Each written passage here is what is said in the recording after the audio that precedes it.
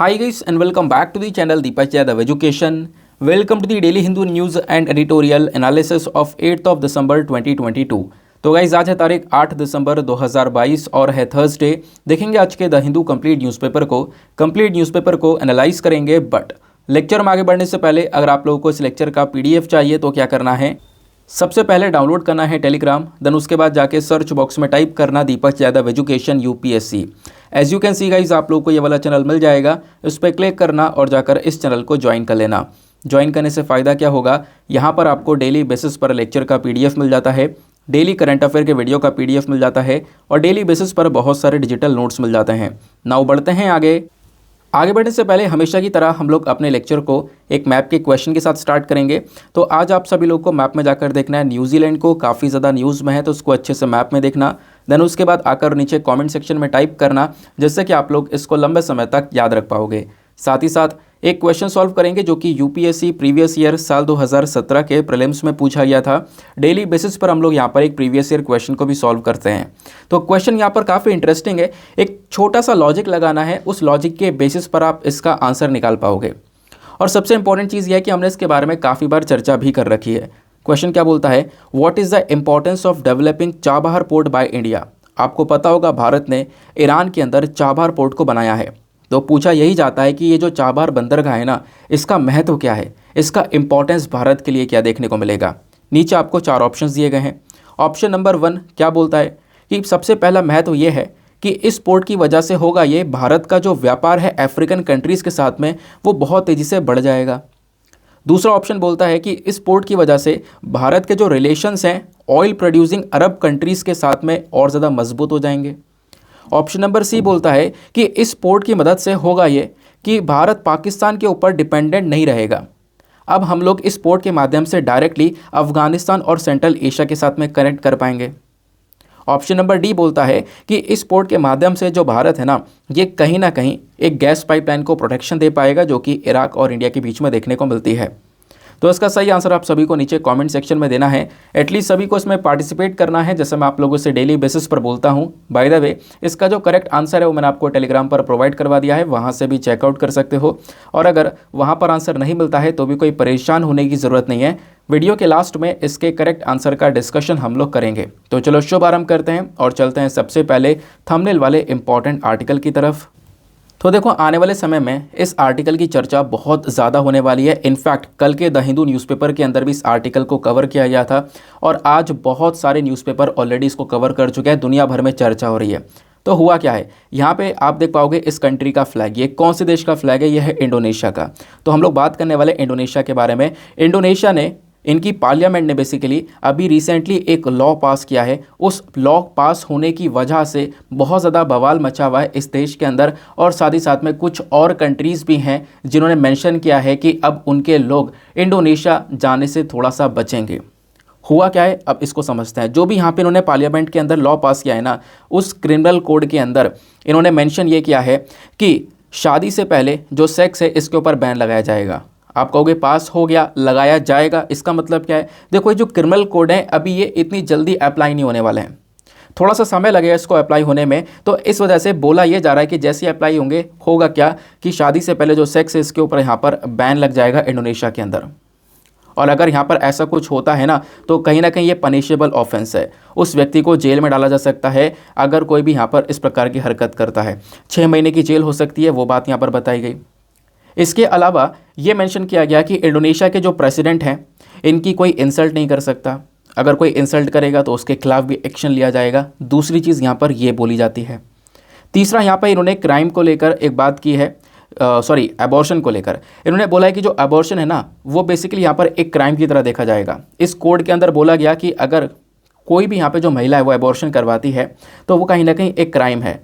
तो आप कहोगे बिल्कुल छूट नहीं महिला को, है काफ़ी छूट है, जैसे यहाँ पर पहले हुआ करती थी। अगर मान लो यहाँ पे एबॉर्शन करवाना है तो उस एबॉर्शन के पीछे कुछ कंडीशंस होनी चाहिए कि मान लो यहाँ पर बहुत ज़्यादा हालत ख़राब है महिला की, है ना, उनकी जान बचानी है तो उसके बेसिस पर एबॉर्शन किया जा सकता है।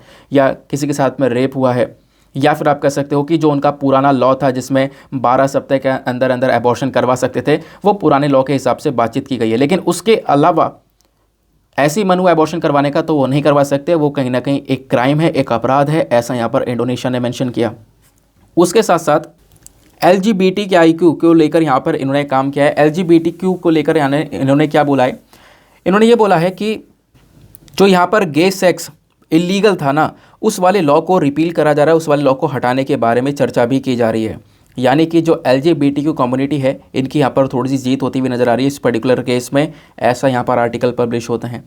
फिर डेथ पेनल्टी को लेकर इन्होंने मेंशन किया है। अब डेथ पेनल्टी को लेकर इन्होंने क्या बोला है, इस नए लॉ के अंदर जो डेथ पेनल्टी है ना, इसको ऑल्टरनेटिवली इम्पोज किया जाएगा। अब इसका मतलब क्या, इसका मतलब यह है कि मान लो कोई भी डेथ पेनल्टी वाला जैसा कोई मुद्दा बन रहा है, तो वहाँ पर जो जज है ना, वो एकदम से किसी को डेथ पेनल्टी यानी कि मृत्युदंड नहीं दे सकता। अब एकदम से नहीं दे सकता तो इसका मतलब क्या है, उसको कम से कम 10 साल का टाइम पीरियड दिया जाएगा, उसके बिहेवियर को देखा जाएगा। अगर यहाँ पर उसका बिहेवियर अच्छा है तो उसका जो डेथ पेनल्टी है उसको कम कर दिया जाएगा, डेथ पेनल्टी से उसको यहाँ पर उम्र कैद की सज़ा पर ट्रांसफ़र कर दिया जाएगा। तो ये यहाँ पर डेथ पेनल्टी को लेकर भी कदम उठाया गया है। अब इस नए कानून की वजह से हो क्या रहा है ना, मतलब इंडोनेशिया ने जो अपना पूरा कारोबार है इसको खतरे में डाल दिया है। इंडोनेशिया का एक मेजर कारोबार क्या है, आपने जब भी टूरिज़्म के बारे में सुना होगा ना, तो इंडोनेशिया का नाम ज़रूर आता है। लोग वहाँ पर घूमने के लिए काफ़ी ज़्यादा जाते हैं, और इनफैक्ट यहाँ पे आप देखोगे ढेर सारे लोग उसके आसपास की कंट्री से जाते हैं। अब इंडोनेशिया के पास में आपको ऑस्ट्रेलिया देखने को मिलेगा, तो ऑस्ट्रेलिया की साइड से ढेर सारे आर्टिकल्स यहाँ पर निकल कर आते हैं कि ऑस्ट्रेलिया की साइड से जो टूरिस्ट हैं वो अब कम जाया करेंगे इंडोनेशिया के अंदर में। तो इसकी वजह से इंडोनेशिया के ऊपर यहाँ पर एक नेगेटिव इम्पैक्ट पड़ने वाला है, खासकर इनके टूरिज़्म सेक्टर के अंदर। उसके बाद इन्होंने यहाँ पर मेंशन ये किया है कि अभी के समय पर तो होता यह है कि कई बार जो काफ़ी सारे ऑस्ट्रेलिया के जो लोग हैं ना, वो शादी भी यहाँ पर इंडोनेशिया के अंदर ही करते हैं। यहाँ पर आके कुछ समय रुक कर यहाँ पर इंडोनेशिया के अंदर शादी वगैरह करते हैं, क्योंकि जगह यहाँ पर सभी लोगों को बहुत ज़्यादा बेहतर और सस्ते दाम में देखने को मिलती है। तो अभी आने वाले समय पर हो सकता है कि जो इनका टूरिज़्म सेक्टर है, क्योंकि अभी कोविड की वजह से टूरिज़्म सेक्टर और बुरी तरह से हिट हो चुका है, तो आने वाले समय पर पॉसिबिलिटी है कि हालात टूरिज़्म सेक्टर के और ज़्यादा बेकार हो जाएं, क्योंकि अभी धीरे धीरे ये टूरिज़्म सेक्टर उठता हुआ नज़र आ रहा था, बट पॉसिबिलिटी है इस लॉ के बाद में ये वापस से गिर जाए। तो इस प्रकार से भी काफ़ी सारे लोग और काफ़ी सारे आर्टिकल्स मेंशन करते हैं। आई होप आपको यहाँ पर ये छोटा सा आर्टिकल क्लियर हुआ। कल वैसे आर्टिकल आया था, कल मैंने कवर किया नहीं था हिंदू न्यूज़पेपर के अंदर, ये आप लोग यहाँ पर देख पा रहे होंगे। Indonesia parliament passes law criminalising adultery, ये हमने डिस्कस कर लिया सारी चीज़ों को। आगे आते हैं नेक्स्ट आर्टिकल पर। अगला आर्टिकल बहुत ज़्यादा इंपॉर्टेंट है। देखो इसके बारे में ऑलरेडी हम पहले भी चर्चा कर चुके हैं, पिछले कुछ सप्ताह में ये लगभग दूसरी या तीसरी बार न्यूज़ में आ रहा है। तो होता यहाँ पर क्या है कि जो हमारे वाइस प्रेसिडेंट हैं, इन वाइस प्रेसिडेंट ने क्या किया, पार्लियामेंट से यहाँ पर क्वेश्चन पूछा कि पार्लियामेंट इतना ज़्यादा शांत क्यों है इस NJAC के स्ट्रक डाउन के ऊपर। देखो जो NJAC है ना, इसका मतलब क्या है, इसका मतलब है नेशनल जुडिशियल अपॉइंटमेंट कमीशन।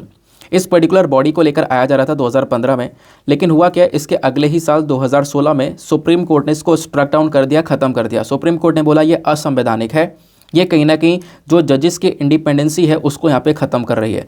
तो सुप्रीम कोर्ट ने इस बॉडी को ख़त्म ही कर दिया। तो जो वाइस प्रेसिडेंट है हमारे जगदीप धनखड़ साहब, इनका कहना यह है कि पार्लियामेंट इस वाले मुद्दे पर शांत क्यों है, क्योंकि अभी के समय पर कुछ मांग ये की जा रही है कि इस वाली बॉडी को वापस से लेकर आया जाए। ठीक है ना, मांग ये की जा रही है इसको वापस से लेकर आया जाए, उसी के बारे में यहाँ पर डिस्कशन चल रहा है। तो पार्लियामेंट शांत क्यों है, इस पर्टिकुलर टॉपिक पर ये वाइस प्रेसिडेंट हमारे सवाल पूछते हैं। तो अभी यहाँ पर आप जो भी बिगिनर्स होंगे उनको लिंक करना थोड़ा मुश्किल हो रहा होगा कि यार चल क्या रहा है, हमें कुछ समझ में नहीं आ रहा है, NJAC क्या है, ये सारी चीज़ें क्या हैं। अब इसके लिए मैं, ताकि सभी लोगों को बिल्कुल बेसिक से समझ में आए, इसके लिए पूरा बैकग्राउंड लेकर चलने वाला हूँ। हुआ क्या है इसको समझते हैं। देखो जब हम लोग बात करते हैं सुप्रीम कोर्ट की, तो सुप्रीम कोर्ट में आपको जजेस देखने को मिलेंगे, सुप्रीम कोर्ट के आपको यहाँ पर लॉयर्स देखने को मिलेंगे। अब जब बात आती है सुप्रीम कोर्ट के जजेस की, तो इनका अपॉइंटमेंट कैसे होता है आपको पता है? हाँ पता है, काफ़ी बार आपने पढ़ा है। इनका अपॉइंटमेंट होता है कॉलेजियम सिस्टम के माध्यम से, है ना। कॉलेजियम सिस्टम को आपने काफ़ी बार पढ़ रखा है, इनफैक्ट ये रट चुका होगा आपको। कॉलेजियम सिस्टम होता क्या है कि बेसिकली यहाँ पर ये 5 मेंबर का ग्रुप होता है, 5 मेंबर का।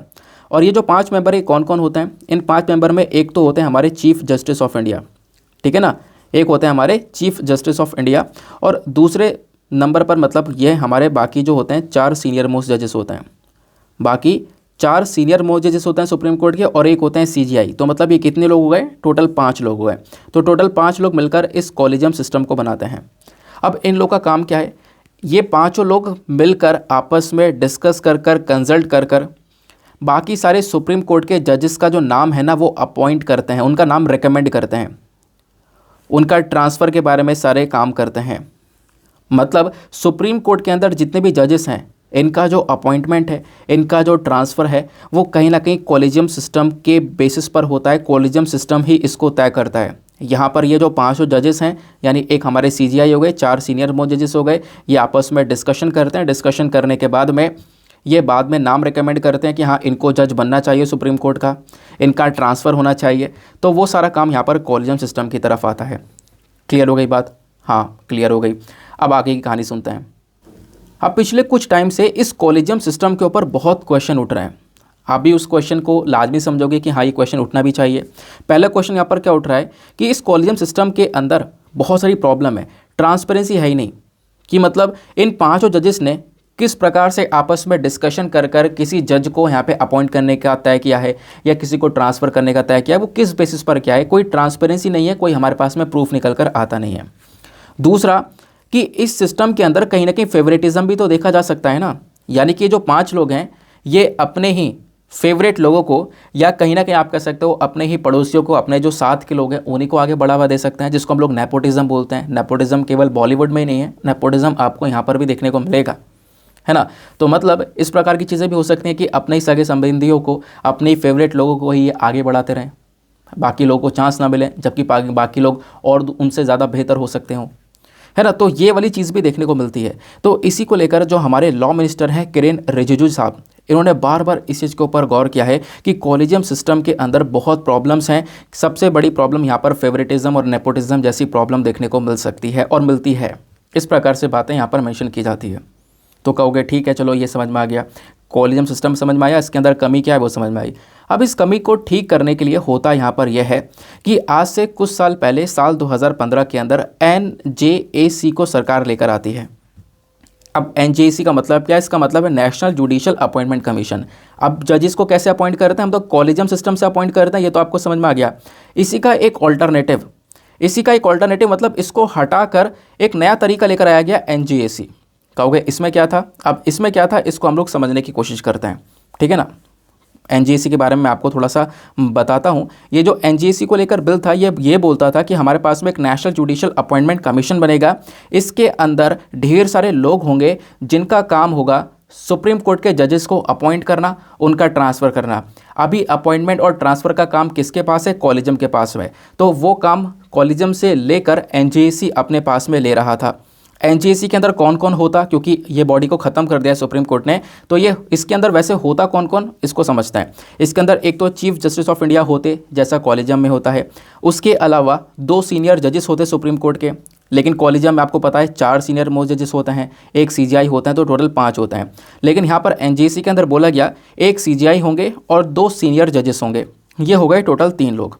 अब उसके अलावा भी इस बॉडी के अंदर एक तो होंगे यूनियन मिनिस्टर ऑफ लॉ, फिर साथ ही साथ में 2 और लोग होंगे, हमारे प्राइम मिनिस्टर ऑफ इंडिया होंगे। साथ ही साथ में यहाँ पर जो लोकसभा के अंदर ऑपोजिशन पार्टी के लीडर होंगे वो भी यहाँ पर देखने को मिलेंगे। फिर इसमें यहाँ पर कुछ एक पर्सन को लिया जाएगा शेड्यूल कास्ट से, शेड्यूल ट्राइब से, OBC से, माइनॉरिटी कम्युनिटी से, एक वेमेन को। तो ये सभी लोग यहाँ पर इसके अंदर आएंगे और इन सभी लोगों को यहाँ पर बेसिकली 3-3 साल के लिए नॉमिनेट किया जाएगा इसके अंदर, और वापस से ये रीनॉमिनेट नहीं हो सकते। एक ही बार यहाँ पर इनका नॉमिनेशन होगा, एक बार इनका चयन होगा, एक बार यहाँ पर काम कर लेंगे, दोबारा इनका रीनॉमिनेशन होगा नहीं। तो ये सभी लोग यहाँ पर इसके अंदर होंगे इस पर्टिकुलर बॉडी के अंदर 3 साल के लिए, ऐसा यहाँ पर बोला गया था। तो कहोगे इसमें क्या है? तो आप दोनों का कंपैरिजन समझो। जो पहले वाला कॉलेजियम सिस्टम था उसमें केवल और केवल जजेस थे, 4 जजेस और एक CJI। अब यहाँ पर ये ढेर सारे लोग अलग अलग लेवल के भी यहाँ पर ऐड हो रहे हैं। इस वजह से यहाँ पर लेकर आया गया था ताकि फेवरेटिज्म जैसी चीज़ों को, नेपोटिज्म जैसी चीज़ों को यहाँ पर टैकल किया जा सके। कॉलेजियम के अंदर जो प्रॉब्लम्स, जो सवाल उठ रहे हैं कॉलेजियम के ऊपर, उसको यहाँ पर ख़त्म किया जा सके। उसके लिए NJAC को लेकर आया गया। लेकिन मैंने आपको बताया कि NJAC आता तो है, लेकिन उसके बाद सुप्रीम कोर्ट ने क्या किया कि इस NJAC को अनकॉन्स्टिट्यूशनल डिक्लेयर कर दिया।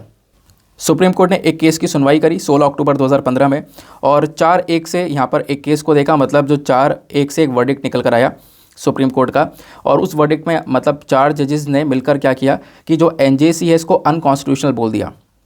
कि ये असंवैधानिक है, ये कहीं ना कहीं हमारे जजेस की जुडिशरी की जो इंडिपेंडेंसी है वो ख़त्म कर रहा है, क्योंकि हमारी जुडिशरी इंडिपेंडेंट है और ये कहीं ना कहीं आप कह सकते हो कि जुडिशरी की जो इंडिपेंडेंसी है इसके ऊपर बुरा इम्पैक्ट डाल रहा है। दैट इज़ वाई हम लोग एनजीसी को ख़त्म कर रहे हैं। इस प्रकार से सुप्रीम कोर्ट का यहाँ पर वर्डिक्ट निकल कर आता है। बात क्लियर हो गई, ठीक है ना। तो एनजीसी करता क्या, अगर एनजीसी होता तो आज के समय पर कॉलेजियम सिस्टम को ये रिप्लेस कर देता, ठीक है ना। तो अभी के समय पर क्या हो रहा है, वापस से मांग उठ रही है एनजेसी के बारे में कि सर एनजेसी को वापस लेकर आया जाए।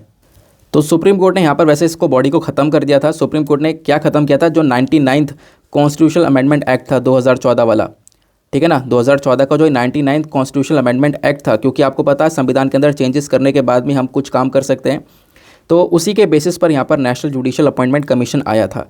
तो सुप्रीम कोर्ट ने यहाँ पर इस 99th अमेंडमेंट एक्ट को भी ख़त्म कर दिया, इस बॉडी को भी ख़त्म कर दिया, बोल दिया कि ये कहीं ना कहीं हमारी जुडिशरी की इंडिपेंडेंसी को मतलब ख़त्म करता नज़र आ रहा है।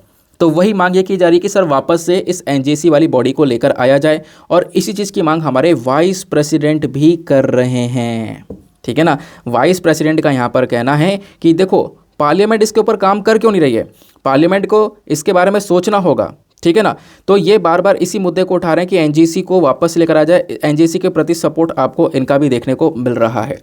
बात क्लियर हो गई, ये आपको बैकग्राउंड डेटा समझ में आ गया। तो कहोगे इतनी सारी बातें कहीं बकवास तो नहीं पढ़ लिया, काम आएगा? हाँ बिल्कुल काम आएगा। इसको हम लोग चेक करते हैं कि एग्ज़ाम में सवाल कैसे बन सकता है। देखो यूपीएससी ने साल 2019 में एक क्वेश्चन पूछा था। वहाँ पे क्वेश्चन क्या था, कंसीडर द फॉलोइंग स्टेटमेंट्स। आपको यहाँ पर 2 स्टेटमेंट्स दिए गए हैं, यहाँ पर ये वाले। इन दोनों स्टेटमेंट में से कौन सा स्टेटमेंट सही है ये बताना है। पहला स्टेटमेंट ये बोलता है कि जो 44th amendment to the constitution of India देखने को मिलेगा, इसने यहाँ पर इस संशोधन ने एक आर्टिकल को इंट्रोड्यूस किया। वो आर्टिकल बात करता है कि जो प्राइम मिनिस्टर का इलेक्शन है वो जुडिशियल रिव्यू के परे देखने को मिलेगा, जुडिशियल रिव्यू के बाहर हो जाएगा। दूसरा स्टेटमेंट बोलता है कि जो सुप्रीम कोर्ट ऑफ इंडिया है, इन्होंने 99th amendment to the constitution of India को स्ट्रक डाउन कर दिया, ख़त्म कर दिया, ये बोलते हुए कि ये कहीं ना कहीं हमारी जुडिशरी की इंडिपेंडेंसी को वॉयलेट कर रहा है, इसका हनन कर रहा है। तो दोनों ही स्टेटमेंट में से कौन सा स्टेटमेंट सही है? तो अभी तो आप लोगों ने थोड़ी देर पहले ही पढ़ा है कि जो दूसरा वाला स्टेटमेंट है वो यहाँ पर सही है, कि अभी यहाँ पर 99th amendment to the constitution को यहाँ पे ख़त्म किया गया, एनजेसी को ख़त्म किया गया। तो इसका करेक्ट आंसर क्या हो जाएगा? ऑप्शन नंबर बी, यानी कि 2 ओनली। बात क्लियर हो गई। उसके बाद ये तो बात हो गई हमने प्रीलिम्स की, कि प्रीलिम्स में सवाल पूछा गया था। अब बात करें मेंस में। हाँ, मेंस में भी सवाल पूछा गया था। कब पूछा गया था? साल 2014 में ही पूछा गया था। सवाल ये था, critically examine the supreme court's judgement on national judicial appointment commission act 2014 with reference to the appointment of जजेस of higher judiciary in India. तो आप यहाँ पर देख सकते हो पूरा का पूरा डायरेक्टली एनजीसी के बारे में सवाल पूछ लिया गया इस एक्ट को लेकर, जो कि अभी हम लोगों ने यहाँ पर समझा, ठीक है ना। तो आई होप आप लोगों को ये सारी बातें समझ में आ रही होंगी कि ये जो आर्टिकल है आपको प्रीलिम्स और मेंस में किस प्रकार से हेल्प करेगा। नेक्स्ट आर्टिकल पर आता है। अगला आर्टिकल आपको यहाँ पर ये वाला देखने को मिलेगा, लेकिन इस पर आने से पहले मेक श्योर करना कि वीडियो पर जो लाइक का बटन है यार उसको प्रेस कर दो। काफ़ी मेहनत लगती है वीडियोज़ को बनाने में, प्लस प्रीवियस ईयर क्वेश्चन को लगाने में, फिर उसके बाद वीडियो को एग्ज़ाम ओरिएंटेड बनाने में। तो आप यहाँ पर वीडियो पे लाइक के बटन को प्रेस कर एक सपोर्ट कर सकते हो। एक छोटा सा टारगेट है 5K प्लस लाइक्स का, जिसको आपको अचीव करवाना है। साथ ही साथ में मेरे साथ में इंस्टाग्राम पे कनेक्ट कर सकते हो। इंस्टाग्राम पे जाना, सर्च बॉक्स में टाइप करना दीपक यादव एजुकेशन, आप लोग को ये वाला प्रोफाइल मिलेगा। यहाँ पे आप मेरे साथ में पर्सनली कनेक्ट कर पाओगे। जो भी आपसे सवाल पूछे जाते हैं, जैसे आपसे स्टार्टिंग में मैप का क्वेश्चन पूछा गया न्यूजीलैंड वाला, तो न्यूजीलैंड अभी बेसिकली स्पॉन्ज ब्लीचिंग की वजह से न्यूज़ में है, तो आपको उसको अच्छे से मैप में देख लेना है। उसके बाद आपसे प्रीलिम्स का सवाल पूछा गया तो उसको भी अटेम्प्ट करना है। क्वेश्चंस के आंसर आप नीचे कमेंट सेक्शन में दिया करो। नाउ नेक्स्ट आर्टिकल पर आते हैं। जो अगला आर्टिकल है इसको आप लोग जीएस पेपर नंबर 1 ज्योग्राफी से लिंक कर पाओगे। ये टॉपिक इतना इंपॉर्टेंट है कि यहाँ पे यूपीएससी ने लगभग 2 बार प्रीलिम्स में सवाल पूछ चुका है, मेंस में 3 बार सवाल पूछ चुका है, और वो सवाल मैं आपको दिखाऊंगा भी, ऐसे नहीं बोल रहा हूँ मैं, ठीक है ना। आर्टिकल क्या बोलता है? साइक्लोन के बारे में, एक चक्रवात के बारे में बात करता है। तो एक चक्रवात अभी आने वाला है, और ये चक्रवात आपको देखने को मिलेगा बे ऑफ बंगाल में बन रहा है, जो कि तमिलनाडु को बुरी तरह से इम्पैक्ट कर सकता है। इस चक्रवात का नाम है मंदाउस। क्या नाम है? मंदाउस। ये यहाँ पे आपको नाम ध्यान रखना है, MANDOUS करके यहाँ पर इसका नाम दिया गया है। इससे पहले अभी सितरांग न्यूज़ में था, सितरांग जो साइक्लोन था है ना, बांग्लादेश को उसने हिट किया था। उससे पहले यहाँ पर और भी साइक्लोन्स न्यूज़ में देखने को मिलते रहते हैं, लेकिन आपने यहाँ पर करना क्या है, साइक्लोन्स के बारे में जो भी पढ़नी है सारी बातें वो मैं आज आपको यहाँ पे बताऊँगा। तो हुआ क्या है, आर्टिकल में मेंशन ये किया जा रहा है कि देखो ये जो साइक्लोनिक स्टॉर्म है मंदाउस, ये बे ऑफ बंगाल में देखने को मिल रहा है, ये चक्रवात यहाँ पर बन रहा है और आने वाले समय में यानी कुछ ही दिनों के अंदर ये तमिलनाडु को हिट करने वाला है। तमिलनाडु के साथ साथ पुडुचेरी कोस्ट को भी हिट करेगा। कब तक हिट करेगा, तो एक अंदाज़ा है शनिवार की सुबह तक ये हिट कर सकता है। आज यहाँ पर है थर्सडे, तो सैटरडे को मॉर्निंग तक ये हिट कर सकता है, ऐसा यहाँ पर बोला गया है। और कल यहाँ पे बहुत ज़्यादा बारिश होने की संभावना है, वो चीज़ें भी यहाँ पर बताई जा रही हैं, ठीक है ना। और इनफैक्ट बारिश होगी तो डेफिनेटली जो हवा है वो भी काफ़ी तेज़ी से देखने को मिलने वाली है। और जो ये चक्रवात है इसकी स्पीड कितनी होगी, तो मेंशन किया जा रहा है कि जो यहाँ पर बवंडर जो ये आंधी तूफान देखने को मिलेगा, लगभग 65 से लेकर 75 किलोमीटर पर आवर की स्पीड से हवा चलने वाली है, जो कि बढ़कर 85 किलोमीटर पर आवर के आसपास तक पहुँच जाएगा। ये बात भी यहाँ पर मेंशन करी गई। और इन सारी चीज़ों को देखते हुए, जब क्योंकि एक खतरा पैदा हो रहा है, तो डेफिनेटली इन सारी चीज़ों को देखते हुए हुआ क्या है कि उस कोस्टल रीजन के अंदर जो रेड कलर कोडेड वार्निंग है वो यहाँ पर जारी कर दिया। आईएमडी ने रेड कलर वार्निंग यहाँ पर दे दी है। रेड कलर वार्निंग का मतलब क्या होता है तो मैं अभी आपको आगे भी समझाऊंगा, ठीक है ना, डोंट वरी। तो एक छोटा सा आर्टिकल था, इतनी इन्फॉर्मेशन आपको क्लियर हो गई। इसके बारे में आप देखोगे एक छोटा सा यहाँ पर ये पिक्चर भी दिया हुआ है। अब आते हैं हम लोग समझते हैं साइक्लोन के बारे में। क्या इतना आर्टिकल पढ़ना काफ़ी था? आपसे एग्जामिनेशन में सवाल पूछा जाएगा यहाँ से। देखो यहाँ से सवाल बनने के चांसेस बहुत कम है। साइक्लोन का जो नाम पूछा जाना था होता है ना, ये वनडे एग्जामिनेशन वाला खेल होता है। वनडे एग्जामिनेशन के अंदर आपसे साइक्लोन के बारे में इसका नाम पूछ लिया जाएगा कि हाँ रिसेंटली साइक्लोन आया था, कहाँ पर आया था, या यहाँ पे आया था, इस साइक्लोन का नाम क्या था। ऐसे सवाल आपसे वनडे एग्जामिनेशन में बनते हैं। बट जब आप लोग यूपीएससी के प्रीवियस ईयर क्वेश्चन पेपर्स का एनालिसिस करते हो तो आपको पता ये चलता है कि आपसे साइक्लोन को लेकर एक अलग ही लेवल के क्वेश्चन पूछे जा रहे हैं। वो क्वेश्चन यहाँ पर यह है कि आपको पढ़ना होगा एनसीईआरटी को। तो ज्योग्राफी का एनसीईआरटी का जो टॉपिक है साइक्लोन का, वो हम लोग अभी हाथों हाथ खत्म करने वाले हैं। बस खाली वीडियो में बिल्कुल फोकस के साथ में बने रहो। आओ समझते हैं टॉपिक को कि साइक्लोन्स होते क्या हैं। तो हम लोग बात कर रहे हैं किसकी, ट्रॉपिकल साइक्लोन्स की। सबसे पहला क्वेश्चन कि सर ट्रॉपिकल साइक्लोन होते क्या हैं। ट्रॉपिकल साइक्लोन वो होते हैं जो कि ट्रॉपिकल रीजन में आते हैं। अब एक और क्वेश्चन उठ गया, ये ट्रॉपिकल रीजन क्या होता है। और थोड़ा ट्रॉपिकल रीजन के बारे में हम लोग देख लेते हैं। ये आपको वर्ल्ड मैप देखने को मिलेगा। इस वर्ल्ड मैप में मैं 3 लाइन ड्रॉ करने वाला हूँ। सबसे पहले आपको देखने को मिलता है यहाँ पर, ये ऊपर आ जाता है हमारा ट्रॉपिक ऑफ कैंसर। क्या है, ट्रॉपिक ऑफ कैंसर है, बीच में है इक्वेटर और इसके नीचे है tropic of Capricorn. Tropic of Cancer, equator और ट्रॉपिक ऑफ कैप्रिकॉर्न। बात क्लियर हो गई। तो ट्रॉपिक ऑफ कैंसर और ट्रॉपिक ऑफ कैप्रिकॉर्न के बीच में जो रीजन आता है, ये वाला जो हिस्सा, ये कहलाता है ट्रॉपिकल रीजन। इंडिया का एक बहुत बड़ा हिस्सा इसी ट्रॉपिकल रीजन के अंदर में आता है, ठीक है ना। इंडिया के पास में यहाँ पर आपको बे ऑफ बंगाल देखने को मिलेगा, इधर अरेबियन सी देखने को मिलेगा। यहीं पर ये चक्रवात बन रहा है जो कि यहाँ पे तमिलनाडु को हिट करने वाला है। बात यहाँ पर क्लियर हो गई। तो ट्रॉपिकल साइक्लोन क्या होता है, जो कि ट्रॉपिकल रीजन में आता है। ट्रॉपिकल रीजन क्या होता है, tropical of Cancer, tropic of Cancer और ट्रॉपिक ऑफ कैप्रिकॉर्न के बीच का जो रीजन होता है वो ट्रॉपिकल रीजन कहलाता है। अब यहीं पर एक और बात बहुत अच्छे से आपको ध्यान में रखनी है, यहीं पर हाथों हाथ में कवर करवा रहा हूँ वो चीज़ को।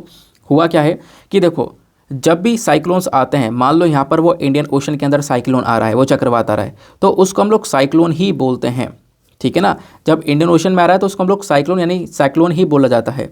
तो कहोगे बाकी जगह पर जब ये आता है तो नाम बदल जाता है क्या? हाँ, जब आप देखोगे ना इधर साउथ अमेरिका की साइड में, नॉर्थ अमेरिका की साइड में जब ये साइक्लोन आता है तो उसको हम लोग हरिकेन के नाम से जानते हैं। आपने काफ़ी बार इसके बारे में सुना भी होगा, ठीक है ना। ठीक बात हो गई। फिर उसके बाद में जापान की साइड में जब भी साइक्लोन आता है तो इसको हम लोग, जापान चाइना की साइड में आता है तो इसको हम लोग बोलते हैं टाइफून। होता ये भी साइक्लोन है, बस खाली नाम का यहाँ पे फ़र्क देखने को मिलेगा। फिर ऑस्ट्रेलिया की साइड में जब भी साइक्लोन आता है इस वाले रीजन में, तो इसको हम लोग बोलते हैं विली विलीस। क्या बोलते हैं? विली विलीस। स्क्रीनशॉट ले लो या लिख लेना, बहुत इंपॉर्टेंट है क्योंकि यहाँ से सवाल बन जाता है और बना भी है पहले। मैं आपसे ये बोल रहा हूँ कि आप इस वाले एरिया को ध्यान रखना कि ऑस्ट्रेलिया के पास में जो साइक्लोन आता है उसको हम लोग विली विलीस बोलते हैं। इसको ध्यान में रखना है। इसको क्यों ध्यान में रखना है आगे बताऊँगा। अब बात करते हैं साइक्लोन्स की। जब साइक्लोन्स को आप देखोगे चक्रवात को, तो जो हमारा जैसे मैप है, ये मैप में ऊपर जो है नदर्न हेमिस्फीयर हो गया, नीचे हो गया सदर्न हेमिस्फीयर। जो ऊपर वाला रीजन होता है ना, यहाँ पर जो चक्रवात है वो एंटी क्लॉकवाइज घूमता है। जो हमारा चक्रवात अगर ऊपर वाले रीजन में आता है तो वो एंटी क्लॉकवाइज घूमता है। एंटी क्लॉकवाइज मतलब इस प्रकार से, जहाँ पर मैं इसको घुमा रहा हूँ, जैसे कि ये हो गया, ठीक है ना, ये यहाँ पर एंटी क्लॉकवाइज हो गया। सदर्न हेमिस्फीयर के अंदर चक्रवात क्लॉकवाइज घूमता है इस प्रकार से, राइट साइड में। राइट साइड में नहीं, जैसा यहाँ पर हमारी घड़ी घूमती है ना, वैसा उसको हम लोग क्लॉकवाइज बोलते हैं। तो जब भी सदर्न हेमिस्फीयर में साइक्लोन आता है वो क्लॉकवाइज घूमता है, नॉर्दर्न हेमिस्फीयर में एंटी क्लॉकवाइज। ध्यान रखना है, सवाल आपसे बन सकता है। अब ये क्यों ध्यान में रखना है वो भी आपको समझाऊंगा। अब साइक्लोन्स बनते कैसे हैं सर ये बताओ, ट्रॉपिकल साइक्लोन बनता कैसे है, उसके पीछे का एक रीज़न है। रीज़न यहाँ पर यह है कि आपने देखा होगा कि मान लो एक सतह ऐसा है फ्लैट, जिसके ऊपर जो सूर्य का प्रकाश है वो डायरेक्ट पड़ रहा है। एक सरफेस है ऐसा जिसपे सूर्य का प्रकाश टिल्ट वे में पड़ रहा है, टेढ़ा टेढ़ा पड़ रहा है। तो कौन सा सतह जल्दी गर्म होगा? ऑब्वियसली जहाँ पे सूर्य का प्रकाश डायरेक्ट पड़ रहा है, सनलाइट जल्दी पड़ रही है, डायरेक्ट पड़ रही है, उस एरिया को और ज़्यादा वो बहुत तेज़ी से गर्म करेगी। जबकि इस वाली कंडीशन में वो जो लैंड है ना वो बहुत धीरे धीरे गर्म होता है, या फिर कई जगह पर आप देखोगे गर्म इतना प्रॉपर हो ही नहीं पाता। वही चीज़ यहाँ पर देखने को मिलती है कि जो सनलाइट है ना वो हमारे इक्वेटर वाले रीजन पर, ये इक्वेटर है बीच वाली लाइन, इस इक्वेटर वाले रीजन पर सन की जो लाइट है वो डायरेक्ट पड़ती है, डायरेक्ट। तो इस वाले रीजन को ये बहुत जल्दी बहुत बुरी तरीके से गर्म कर देती है। जबकि ऊपर यहाँ पे सन की लाइट ऐसे पड़ती है, ठीक है ना, इधर नीचे ऐसे पड़ती है। इसी वजह से आप देखोगे जो नॉर्थ पोल है, साउथ पोल है, यहाँ पर ठंड बहुत ज़्यादा रहती है। बात क्लियर हो गई?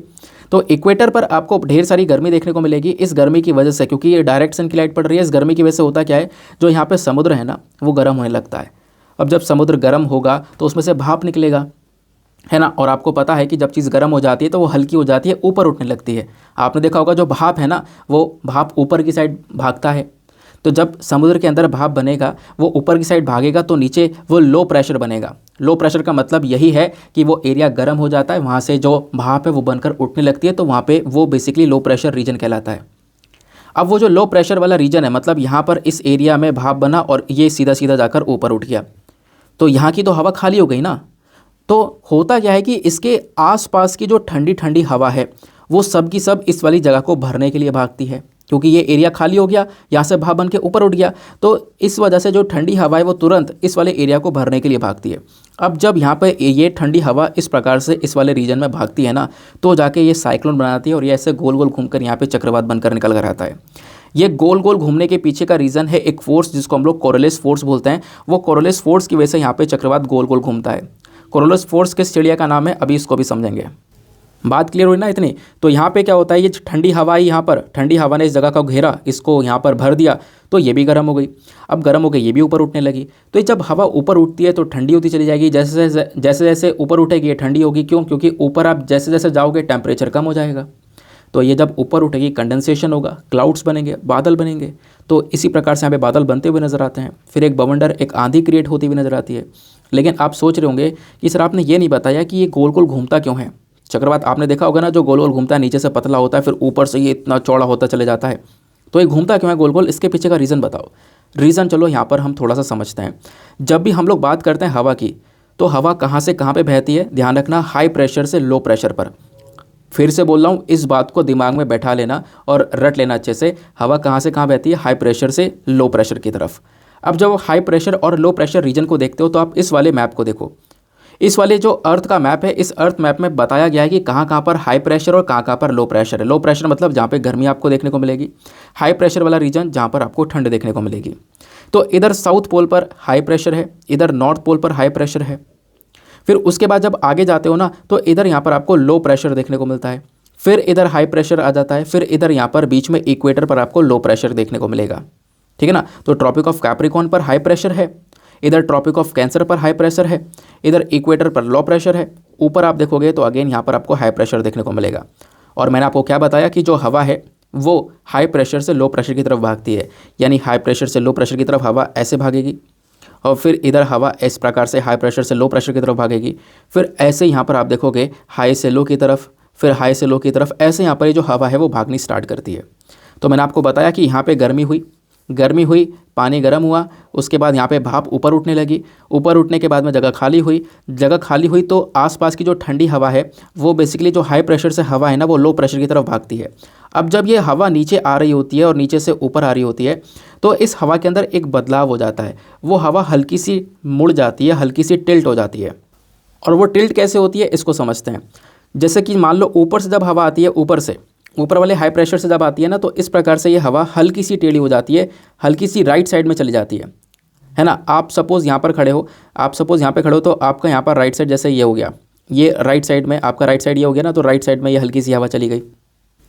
मोबाइल को उल्टा करके देखो, तो उल्टा करके देखोगे तो आपका यहाँ पर राइट साइड हो गया ये, तो राइट साइड में ही हो गई। फिर इस प्रकार से यहाँ पर आप देखोगे ऐसे ना ये हवा इस प्रकार से बहती है, तो राइट साइड ये हो गया ना, आपका राइट साइड ये हो गया, इधर से देखोगे राइट साइड ये हो गया है ना, इधर से देखोगे राइट साइड ये हो गया, फिर इधर से देखोगे तो राइट साइड ये हो गया। तो इस प्रकार से यहाँ पर आपको ये पूरा का पूरा देखने को मिलता है, यानी कि ये पूरा का पूरा ऐसा एंटी क्लॉकवाइज आपको देखने को मिलेगा। ये हुआ, ये हुआ, ये हुआ, ये हुआ। तो यहाँ पे जो हवा है जब ऊपर से आती है तो हल्की सी यहाँ पे राइट साइड में मुड़ जाती है, हल्का सा टिल्ट यहाँ पर देखने को मिलता है। और ऐसा ही यहाँ पे होता है जब साउथ पोल से जाती है तो हल्की सी इधर ये लेफ़्ट साइड में टिल्ट हो जाती है। और लेफ़्ट साइड में टिल्ट होने का मतलब है, जैसे कि आप यहाँ पर अब आप नीचे से देखोगे तो हल्का सा यहाँ पर, जैसे कि आपका यहाँ से लेफ़्ट साइड ये हो गया, फिर इस प्रकार से यहाँ पर ये टिल्ट करती हुई जाती है, जिसको हम लोग यहाँ पर एंटी क्लॉकवाइज बोलते हैं। तो इतना यहाँ पर ध्यान रखना, एक थ्योरी इस चीज़ के बारे में मेंशन करती है, ऊपर से जब हवा आ रही है तो इस प्रकार से टिल्ट हो जाती है हल्की सी, और नीचे से यहाँ पर इस प्रकार से टिल्ट हो जाती है लेफ़्ट साइड में। जब ये टिल्ट हो जाती है ना, यही कहीं ना कहीं यहाँ पर आप कह सकते हो कि इस चक्रवात के घुमावदार का कारण बनती है। तो ये जो पूरा का पूरा आपको साइक्लोन देखने को मिलता है, वो क्यों घूमता है उसके पीछे का रीज़न आपको यहाँ पे समझ में आया, कोरोलिस फोर्स समझ में आई। इसको मैं कभी डिटेल से आपको और डिटेल से एक वीडियो बना दूंगा। वैसे मैंने एक वीडियो बनाया हुआ है, आप लोग उस वीडियो को देख सकते हो। मैंने 29 अक्टूबर का वीडियो बना हुआ है, आप लोग क्या करना, 29 अक्टूबर करंट अफेयर बाय दीपक यादव एजुकेशन सर्च करना। उसमें मैंने साइक्लोन के बारे में बहुत डिटेल से समझाया है, कुछ टाइम लेकर अच्छे से समझाया है उसको, ठीक है। तो वहाँ से भी आप लोग एक बार चेकआउट कर सकते हो। फिलहाल यहाँ से आपको क्लियर हो गया होगा, है ना, किधर हवा टिल्ट होती है। मैंने आपको इस चीज़ के बारे में बता दिया। बस खाली हमारी थ्योरी इस चीज़ के बारे में मेंशन करती है कि जब हवा बहती है तो ये हल्की सी टिल्ट कर जाती है हाई प्रेशर से लो प्रेशर की साइड में, और वो टिल्ट होने की वजह से यहाँ पर जो चक्रवात है वो आपको घूमता हुआ नजर आएगा। और ये घूमता हुआ मैंने आपको दिखा दिया कि हाँ, और फिर ये इस प्रकार से क्या करता है, एक बवंडर एक आंधी बनाता है, और फिर आंधी बनाने के बाद में जो कोस्टल रीजन है वहाँ तक पहुँच ये बहुत ज़्यादा तबाही क्रिएट करता है, जिसके बारे में अभी हम लोगों ने थोड़ी देर पहले ही समझा था, ठीक है ना। तो यहाँ पे हमारा पानी गर्म हुआ, पानी ऊपर उठ गया, जो उसके बाद में ऊपर क्लाउड का फॉर्मेशन हुआ, और फिर उसके बाद में जो ठंडी हवा है वो इस वाली जगह को भरती है, वो भी गर्म हो जाती है, ऊपर उठ जाती है। इसको हमने ऑलरेडी अभी समझ लिया है। लो प्रेशर हाई प्रेशर क्या होता है इसको आपने यहाँ पर समझ लिया, ठीक है। अब एक चीज़ यहाँ पर आप लोग देख सकते हो, ये कि जो साइक्लोन्स होते हैं ना, जो ये हमारे चक्रवात होते हैं, इनकी जितनी ज़्यादा स्पीड होगी, हवा की जितनी ज़्यादा स्पीड होगी वो उतना ही ज़्यादा खतरनाक साबित होगा। जैसे मान लो कोई साइक्लोन जिसकी हवा की स्पीड जो है लगभग 50 किलोमीटर से भी कम है, तो वो डिप्रेशन वाली कैटेगरी में आता है। और कोई साइक्लोन जिसकी जो हवा की स्पीड है वो लगभग यहाँ पे 50 से लेकर 60 किलोमीटर पर आवर के आसपास है, वो डीप डिप्रेशन की कैटेगरी में आता है। किसी की 87 किलोमीटर के आसपास है, वो साइक्लोनिक स्टॉर्म होता है। किसी की 117 किलोमीटर के पर आवर के आसपास है, वो सीवर साइक्लोनिक स्टॉर्म कहलाता है। ये बहुत तबाही क्रिएट करता है। फिर किसी के अंदर यहाँ पे जो विंड की स्पीड है वो लगभग 118 से लेकर 221 किलोमीटर पर आवर की पहुँचती है, तो वो वेरी सीवर साइक्लोनिक स्टॉर्म कहलाता है। और किसी की विंड स्पीड 220 किलोमीटर से भी ज़्यादा हो जाती है, तो ये कहीं ना कहीं सुपर साइक्लोनिक स्टॉर्म कहलाता है। सुपर साइक्लोनिक स्टॉर्म मतलब कि बहुत ज़्यादा डेंजरस साइक्लोन, जैसा कि आप लोग यहाँ पर देख पा रहे होंगे, जो कि अपने साथ में सभी चीज़ों को उड़ाकर ले जाए। बात क्लियर हो गई साइक्लोन्स के बारे में, आगे आते हैं। तो ये जो इतनी सारी इन्फॉर्मेशन दी गई है, आप लोग सोच रहे होंगे कई लोग कि मतलब फालतू में ही पढ़ा दिया है, इतना सब कुछ थोड़े ना आता है यार। देखो मैं आपको इसके बारे में भी बताऊंगा, डोंट वरी। अब ये जो हाँ एक चीज़ मैं बताना भूल गया हूँ, ये जो साइक्लोन है मेंडाउस वाला जो अभी तमिलनाडु में आने वाला है, इसका जो नाम है वो किसने लेकर आया है, क्योंकि नाम पता है अलग अलग देश मिलकर देते हैं। तो अब की बार जो ये नाम दिया गया है साइक्लोन का, वो यूएई की साइड से दिया गया है, United Arab Emirates. United Arab Emirates ने यहाँ पर नाम दिया है। साइक्लोन क्या होता है ये लिखित में मैंने आपको प्रोवाइड करवाया था, जो भी बातें मैंने अभी बोलकर बताई थी, मैं आपके माध्यम से बताई थी, वो यहाँ पर लिखित में आपको मिल जाएंगी। इसको अपने पास में नोट्स की फॉर्म में लिख सकते हो। साइक्लोन, ट्रॉपिकल साइक्लोन, ये हम लोगों ने यहाँ पर समझ लिया है। अब ध्यान ये रखना कि साइक्लोन का जो नाम होता है वो कैसे डिसाइड किया जाता है। जैसे यहाँ पर ये नाम मेंडाउस दिया गया, इससे पहले सितरांग आया था तो वो सितरांग नाम दिया गया। तो साइक्लोन की नेमिंग होती कैसे, ये बहुत इंपॉर्टेंट पॉइंट है। देखो जो इनकी नेमिंग होती है, इस नेमिंग के लिए पूरा का पूरा एक ग्रुप बनाया गया है साल 2000 के अंदर। तो अलग अलग कंट्रीज़ यहाँ पर उसका हिस्सा हैं। वर्ल्ड मेट्रोलॉजिकल ऑर्गेनाइजेशन, या फिर इसको हम United nation economic social commission for Asia and Pacific के नाम से जानते हैं। तो ये जो ग्रुप है, इसके अंदर 13 देशों ने यहाँ पर इस ग्रुप को ज्वाइन कर रखा है। सबसे पहले तो इसके अंदर Bangladesh, India, Maldives, Myanmar, Oman, Pakistan, Sri Lanka, Thailand हुआ करते थे। बाद में इसको 2018 में कुछ और कंट्रीज़ ने ज्वाइन कर लिया, कतर, सऊदी अरेबिया, यूएई और येमन ने भी ज्वाइन कर लिया। तो टोटल आज के समय पर 13 कंट्रीज़ हैं। हुआ क्या कि इन 13 कंट्रीज़ ने मिलकर क्या किया, ये जो 13 कंट्रीज़ हैं इन्होंने 13 नाम जो है वो अपनी साइड से बनाकर डाल दिए। इन 13 कंट्रीज़ ने क्या किया, 13 नाम अपनी साइड से दे दिए। 13 नाम जो अपनी साइड से दिए गए हैं ना, इन्हीं नाम की एक पूरी लिस्ट तैयार कर ली गई है। तो वो जो लिस्ट है उसी में से नाम उठा कर इन साइक्लोन्स को नाम दे दिया जाता है जब भी ये चक्रवात आते हैं। बात क्लियर हो गई। ये यहाँ पर आपको साइक्लोन का नाम नेमिंग वाला पूरा का पूरा फॉर्मेशन देखने को मिलेगा। अब बात ये आती है कि जब भी यहाँ पर साइक्लोन का नाम दिया जाता है ना, तो आपने देखा होगा बहुत छोटे शब्द में वो है होता है। हमेशा आपने देखा होगा साइक्लोन की जो नाम होता है उसके अंदर जो मैक्सिमम लेटर होते हैं वो लगभग 8 के आसपास होते हैं। 8 से ज़्यादा लेटर होते ही नहीं है। जैसे मेंडस हुआ, इसके पहले सित्रांग हुआ, आपने फ़ानी के बारे में सुना हुआ है ना। उसके बाद में ऐसे और कई आसानी के बारे में सुना हुआ है। तो काफ़ी सारे साइक्लोन्स हैं, इनमें 8 से ज़्यादा लेटर होते ही नहीं है, तो नाम छोटा सा होता है। तो ध्यान रखना, जो मैक्सिमम लेंथ होती है वो बेसिकली 8 लेटर के आसपास की होती है। फिर उसके बाद में होता यह है कि जब भी कोई अपना मतलब मैंने आपको बताया ना 13 देश हैं, 13 देश 13 नाम करके उन्होंने ऑलरेडी दे चुके हैं, एक लिस्ट तैयार कर चुके हैं। तो उसमें से यहाँ पर एक नाम उठाकर दे दिया जाता है जब भी साइक्लोन आता है। तो यूएई की साइड से जो नाम दिया गया था मेंदोस, अब की बार इस वाले साइक्लोन को यूएई ने यहाँ पर ये नाम दिया है। अब होता यहाँ पर यह है कि जो भी यहाँ पर नाम है जब भी देते हैं तो उसका एक अच्छा प्रोनाउंसिएशन वगैरह भी दिया जाता है, ताकि यहाँ पर जो लोग हैं इसको अच्छे से सही से प्रोनाउंस भी कर पाएँ। बाकी जो नाम है किसी व्यक्ति को यहाँ पे अफेक्ट ना कर रहा हो, किसी व्यक्ति को इंसल्ट ना कर रहा हो, तो वो चीज़ें भी यहाँ पर देखने को मिलती हैं। तो ये तो आपने यहाँ पर क्लियर कर लिया आज साइक्लोन के बारे में सारी की सारी इन्फॉर्मेशन। अब सवाल कैसे बनता है, देखो 1995 में बहुत पुराना क्वेश्चन है। क्वेश्चन यहाँ पर क्या है कि विली विली क्या है, ये पूछा गया आपसे। इसीलिए मैंने बोला था स्टार्टिंग में कि विली मैं यहीं पे बता रहा हूँ, ध्यान रखना। सवाल ये था विली क्या है। Option A, a type of green grows in temperate region. Option number B, a wind that blows in a desert. Option number C, a tropical cyclone of the north west Australia. या फिर option number D, a kind of common fish found near Laccadives island. तो क्या है, तो इसका option number सी हो जाएगा, क्योंकि एक ट्रॉपिकल साइक्लोन है जो कि ऑस्ट्रेलिया के नॉर्थ वेस्ट रीजन में देखने को मिल जाता है। बात क्लियर हो गई, आगे आते हैं। अब आप देखो मेंस में कैसे सवाल पूछे गए। मेंस में सवाल ये था, the recent cyclone on the east coast of India was called Phailin. तो 2013 के आसपास एक साइक्लोन आया था फेलिन। फेलिन के बारे में सवाल पूछ लिया गया और पूछा यह गया कि how the tropical cyclone named across the world. कैसे कैसे यहाँ पर ट्रॉपिकल साइक्लोन्स की नेमिंग होती है, कौन कौन यहाँ पर किस किस प्रकार से नेमिंग करता है, ठीक है ना। तो साइक्लोन के बारे में पूछा गया, इसकी नेमिंग के बारे में पूछा गया। ये मैंने अभी आपको थोड़ी देर पहले बताया, 2013 का क्वेश्चन था। फिर 2022 में, 22 की बात करो यानी इस साल का जो मेंस हुआ था, उसमें सवाल ये पूछा गया था, discuss the meaning of colour coded weather warnings for cyclone prone areas given by India meteorological department.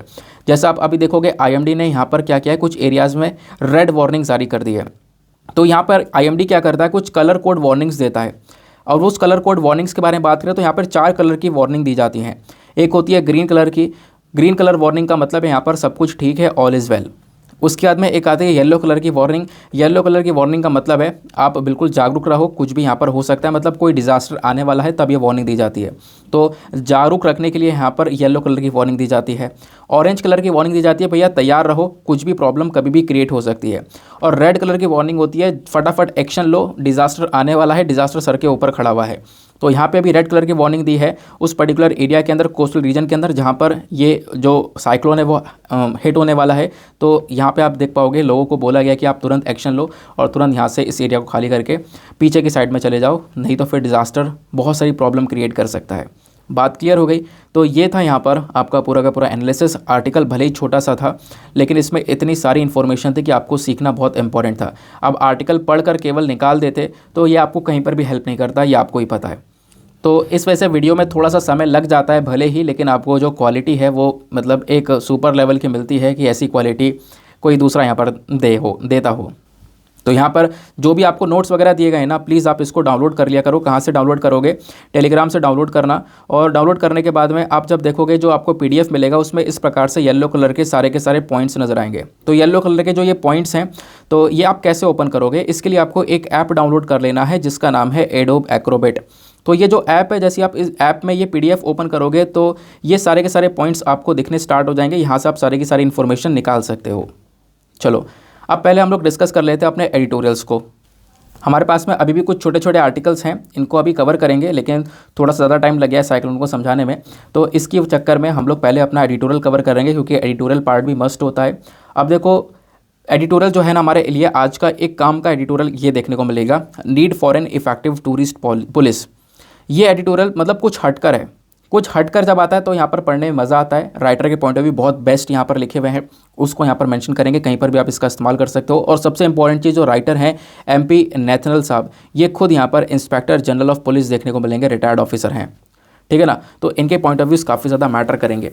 फिर दूसरी इंपॉर्टेंट चीज़, जो दूसरा एडिटोरियल हम डिस्कस करने वाले हैं वो बेसिकली इंडियन एक्सप्रेस का है। वो काफ़ी अच्छी इन्फॉर्मेशन है वहाँ पर न्यूट्रिशन को लेकर, तो वो भी आपको डायरेक्टली एग्जाम में हेल्प करेगा। वहाँ से पहले यूपीएससी सवाल ऑलरेडी पूछ चुका है। चलो, अब जो ये एडिटोरियल है ना, इसके अंदर क्या क्या मेंशन किया गया है मैं आपको समझाने की कोशिश करता हूँ। लेकिन आपको पता होगा हमेशा कि एडिटोरियल डिस्कशन से पहले हम लोग एक मेंस का क्वेश्चन लेते हैं। तो आज का मेंस का क्वेश्चन क्या बोलता है, फटाफट इसको देखते हैं, एक सेकेंड को, ये रहा। तो आज का मेंस का क्वेश्चन क्या है, examine the potential of and problems faced by India's fishery sector and measures taken to address these problems. जो भारत का फिशरी सेक्टर आपको देखने को मिलता है ना, मछली वाला जो सेक्टर देखने को मिलता है, बेसिकली उसकी बात की जा रही है। वो सेक्टर, क्योंकि देखो वो रिसेंटली न्यूज़ में था, आपको मैंने संपदा योजना के बारे में पढ़ाया था, तो वो काफ़ी न्यूज़ में भी था, तो आपने इसके बारे में अच्छे से पढ़ना है, एक टॉपिक आपका तैयार हो जाएगा। तो फिशरी सेक्टर भारत में क्या क्या प्रॉब्लम फेस करा और इसमें कितना पोटेंशियल है, कितना ये हम लोग को रेवेन्यू जनरेट करके देता है, कितना एक्सपोर्ट हम करते हैं, वो सारी चीज़ आप मेंशन कर सकते हो। तो इसका पोटेंशियल और प्रॉब्लम्स के बारे में मेंशन करना है और प्रॉब्लम का क्या सोल्यूशन हो सकता है उसके बारे में बताना है। 250 शब्दों में आंसर लिखना। आंसर लिखने के बाद में कहाँ पे सबमिट करना है, टेलीग्राम पर जाना, सर्च बॉक्स में टाइप करना Deepak Yadav education mains answer writing, full form लिखना। आपको वो मेरा चैनल मिलेगा, लगभग 40,000 से ज़्यादा लोग वहाँ पर जुड़ चुके हैं जो कि डेली आंसर्स को लिख रहे हैं। आप भी अपने आंसर्स को लिखकर सबमिट करोगे और सबमिट करने के साथ साथ एक छोटा सा काम ये करना कि एटलीस्ट सभी लोगों को 2-2 आंसर्स को रिव्यू करना है। 2-2 आंसर्स को रिव्यू करना है सभी लोगों को। अब रिव्यू करने से फ़ायदा क्या होगा कि आपको कुछ इंपॉर्टेंट पॉइंट्स मिल पाएंगे जो कि आपने नहीं नोट डाउन करे हैं या आपके मतलब दिमाग में नहीं आए वाले पॉइंट्स। साथ ही साथ में सामने वाले के अगर आंसर में कोई मिस्टेक होती है तो आप उन चीज़ों को बता सकोगे कि हाँ, यहाँ पर आपको इम्प्रूवमेंट की आवश्यकता है। क्लियर हुई बात। तो ये जो पर्टिकुलर एडिटोरियल है ये क्या बात करता है, टूरिस्ट पुलिस की आवश्यकता है हमें, इसके ऊपर ये जोर देता है। आपको पता होगा होता क्या है कि बहुत सारे जो टूरिस्ट्स हैं ना, वो भारत के अंदर आते हैं घूमने के लिए, अलग अलग हमारे मॉन्यूमेंट्स को देखने के लिए, घूमने के लिए आते हैं। अब होता यहाँ पर यह कि उन टूरिस्ट के साथ में पिछले कुछ समय पर काफ़ी लोगों के साथ में बहुत बदतमीज़ी हुई है। किसी के साथ में रेप हुआ है, किसी के साथ में चोरी डकैती हुई है। तो राइटर उसी चीज़ के ऊपर फोकस कर रहे हैं कि हमें एक टूरिस्ट पुलिस की आवश्यकता है कि इस पर्टिकुलर सेक्टर के लिए एक अलग से पुलिस होनी चाहिए जिससे हमारा टूरिज़्म सेक्टर बुरी तरह से अफेक्ट ना हो।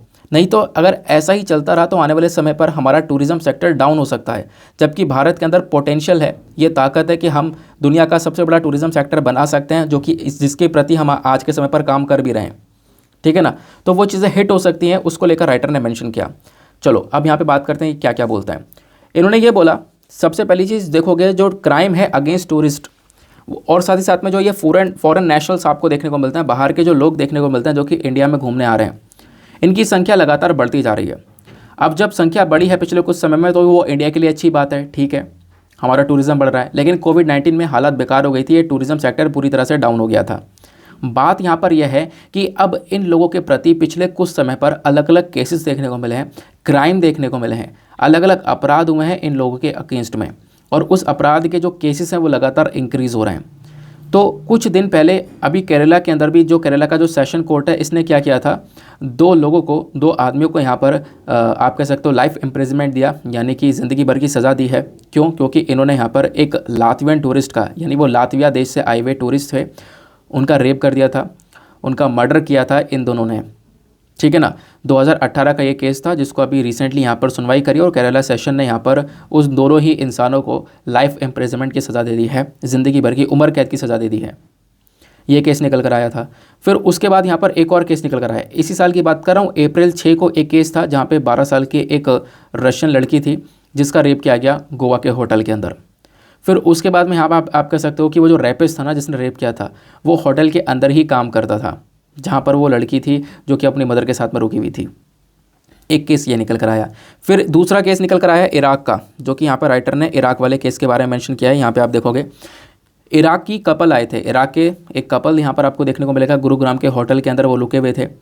वो बेसिकली यहाँ पर वो जो महिला है वो अपने हस्बैंड का ट्रीटमेंट कराने के लिए आई थी।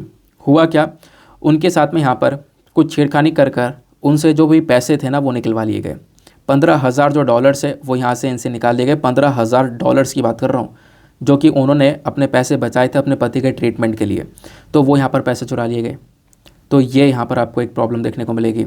फिर ऐसे ही और केस निकल कर आए। राइटर का कहना यह है कि ऐसे यहाँ पर 2 सितंबर का एक केस और निकल कर आया था। 2 सितंबर में क्या हुआ था, एक ब्रिटिश वेमेन लॉयर थी जिन्होंने यहाँ पर मतलब एक सेक्सुअल मिसकंडक्ट का एक कंप्लेंट भी यहाँ पे लॉन्च करवा दिया था एक कैब ड्राइवर के अगेंस्ट में। हुआ क्या, साउथ दिल्ली के अंदर ये एयरपोर्ट तक जा रही थी, मतलब एयरपोर्ट से अपने होटल तक जा रही थी। तो हुआ ये कि इन्होंने यहाँ पर कैब ड्राइवर लिया, टैक्सी से जा रही थी, तो वो उस टैक्सी ड्राइवर ने इनके साथ में कोई सेक्सुअल मिसकंडक्ट किया, जिसके बेसिस पर इन्होंने कंप्लेंट तक दर्ज करवा दी, क्योंकि यहाँ पर पेशे से लॉयर थी, इस वजह से यहाँ पर इन्होंने कंप्लेंट वगैरह करवा दी।